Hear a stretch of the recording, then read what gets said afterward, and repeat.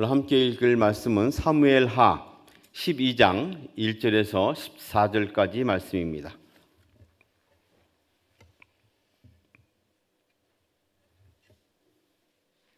사무엘하 12장 1절에서 14절까지 말씀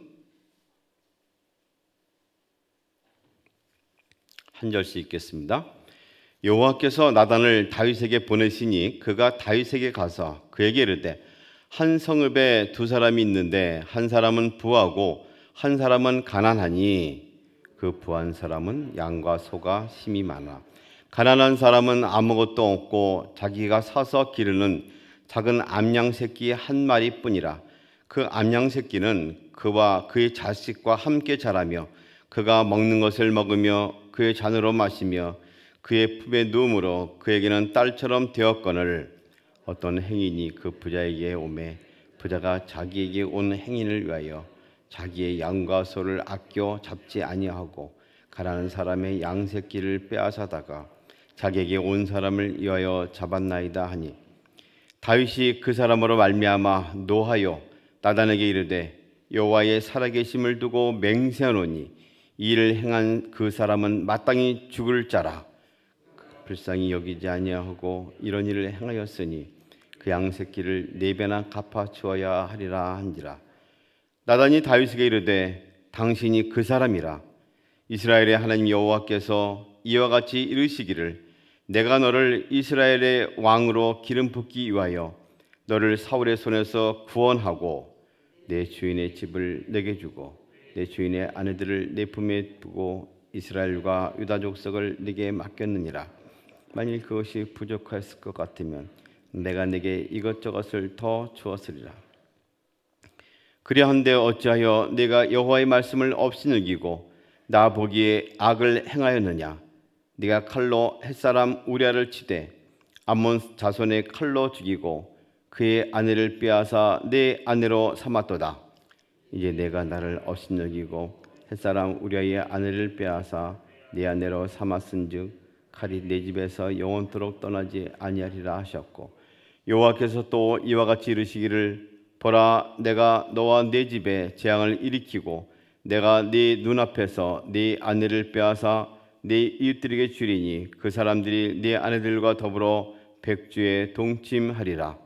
너는 은밀히 행하였으나 나는 온 이스라엘 앞에서 백주의 일을 행하리라 하셨나이다 하니 다윗이 나단에게 이르되 내가 여호와께 죄를 범하였노라 하매 나단이 다윗에게 말하되 여호와께서도 당신의 죄를 사하셨나니 당신이 죽지 아니하려니와 이 일로 말미암아 여호와의 원수가 크게 비방할 거리를 얻게 하였으니 당신이 낳은 아기가 반드시 죽으리라 하고. 회복이라는 제목으로 잠깐 말씀을 나누기 원합니다. 학교 현장에 있을 때 한 가지 알 수 있는 공통적인 사실은 끊임없이 다치는 아이들이 끊임없이 일어난다는 사실입니다. 뭐 넘어지고 또 끼고 또 상처나고 때로는 이것저것이 부러져 가지고 기부스한 아이들이 있는데 항상 누군가가 있습니다.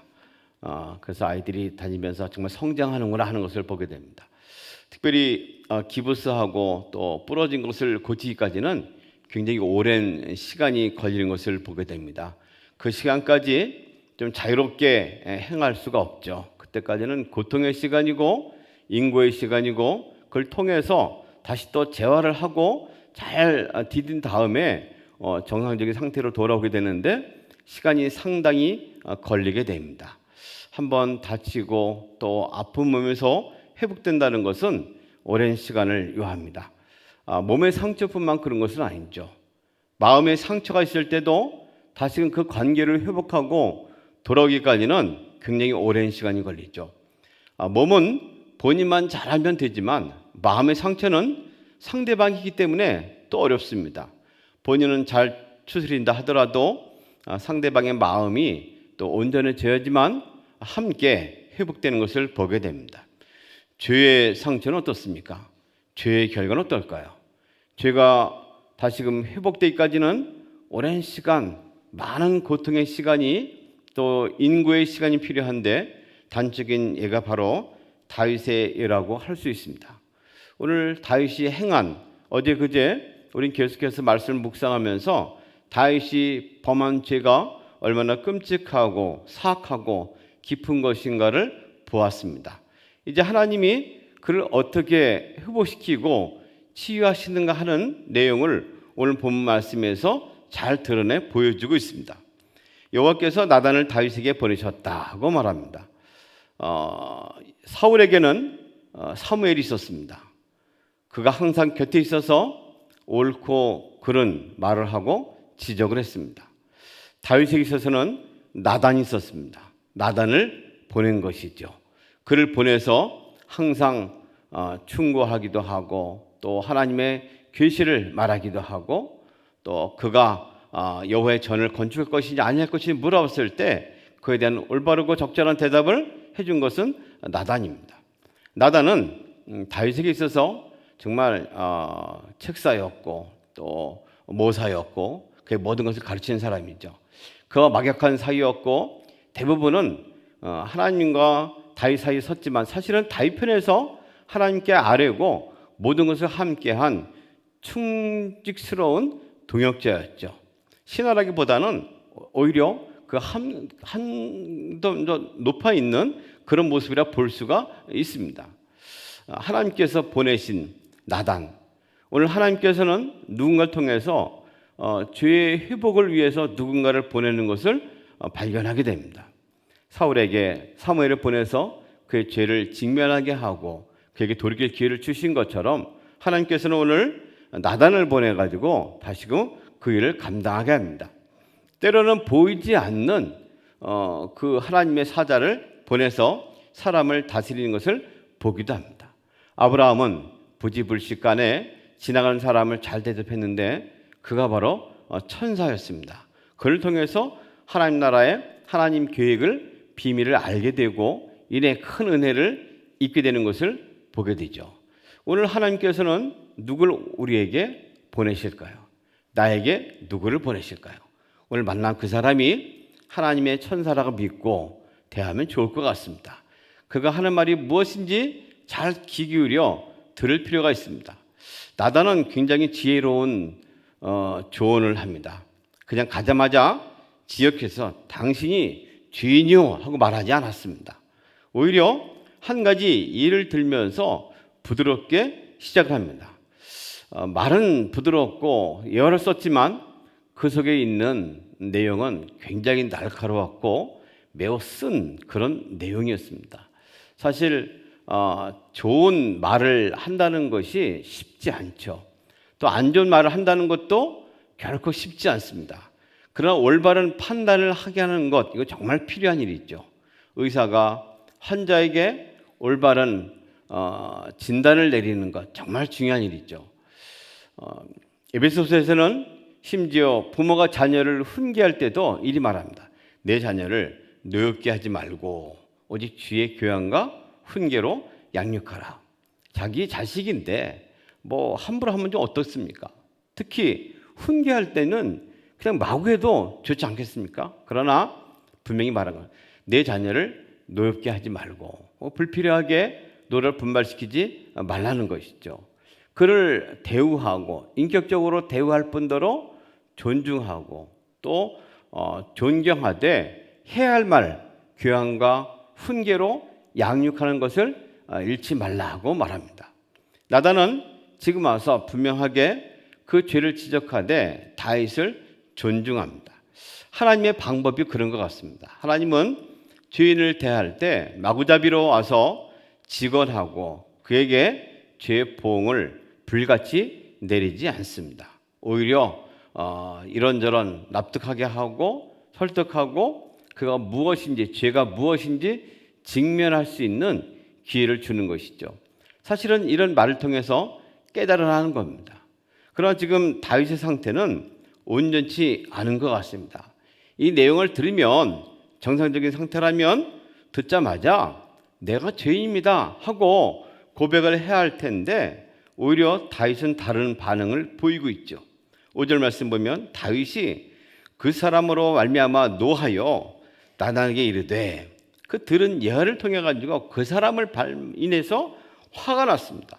나단에게 말하기를 여호와의 살아계심을 두고 맹세하노니, 지금 하나님이 살아계신 그 앞에서 죄를, 하나님이 주무시는 것처럼, 하나님이 안 계신 것처럼 죄를 행하고 그는 전혀 깨닫지 못하고 있는 상태죠.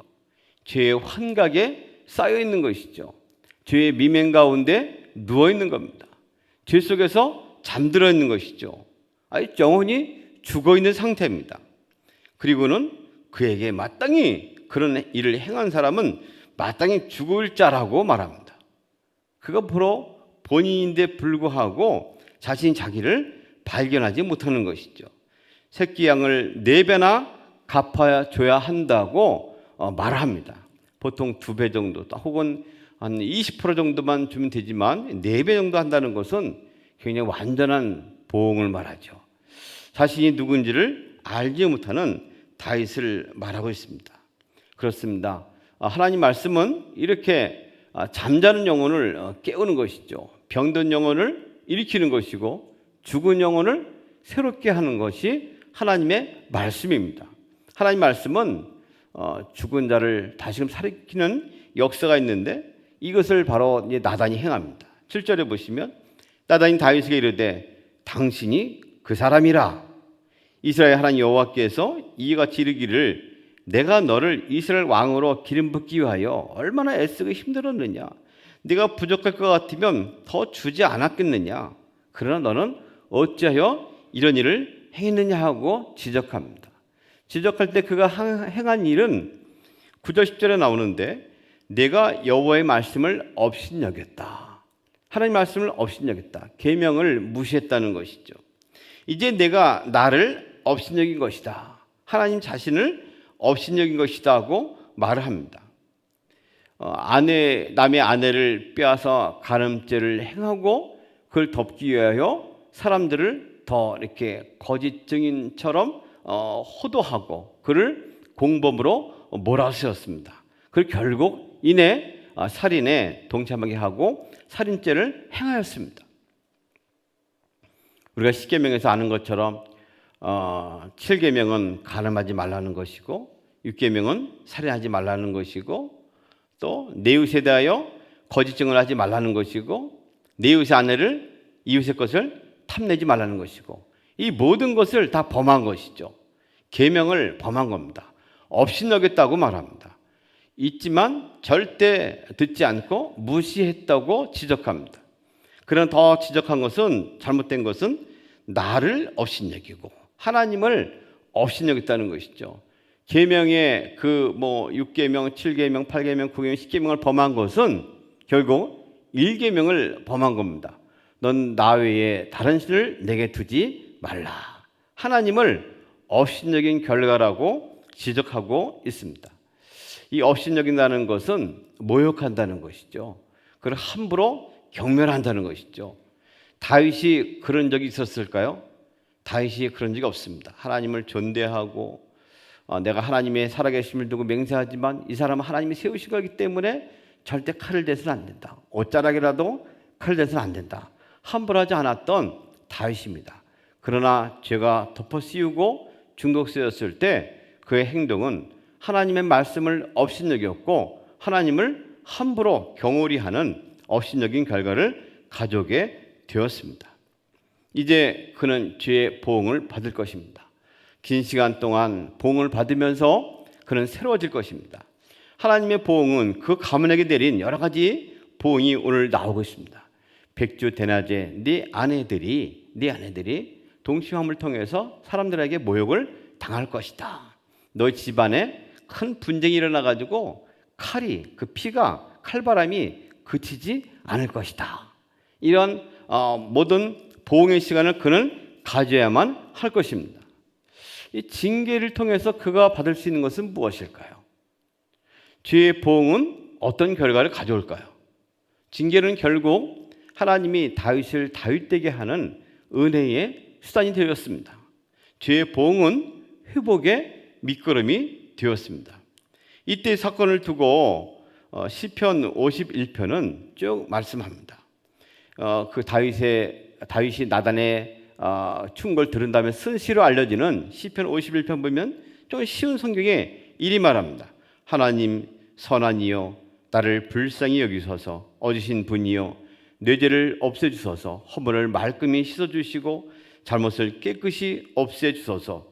내 죄 내가 알고 있사오며 내 잘못 항상 눈앞에 아른거립니다. 당신께 오직 당신께만 죄를 얻은 몸, 당신 눈에 거슬리는 일을 한 이 몸, 벌을 내리신들 할 말이 있으리까? 당신께서 내리신 선고 1000번 만번 옳사옵니다. 이 몸은 죄 중에 태어났고 모태에 있을 때부터 이미 죄인이었습니다.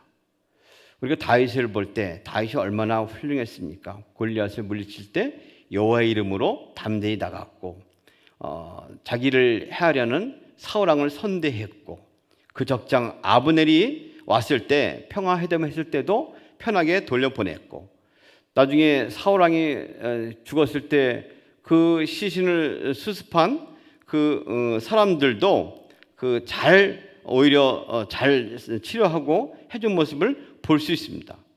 그가 사울 왕가에 남아있는 아들 요나단의 아들 무비보셋을 또 자기 식탁에서 밥을 먹게 함으로 한 모습들을 봅니다. 성군이었습니다. 그처럼 그와 같은 왕이 없었습니다. 그러나 그는 고백하며 깨달은 것이 무엇이냐면 저는 죄인입니다. 죄 중에 태어났고 태생 이미 죄인이었을 뿐입니다. 하나님의 은혜가 덮었을 때 제가 잠깐 선한 일을 했고 하나님의 사람으로 행동을 했지만 본질상 죄인입니다. 저는 죄인입니다. 성경도 이 사실을 우리에게 직시하고 있습니다.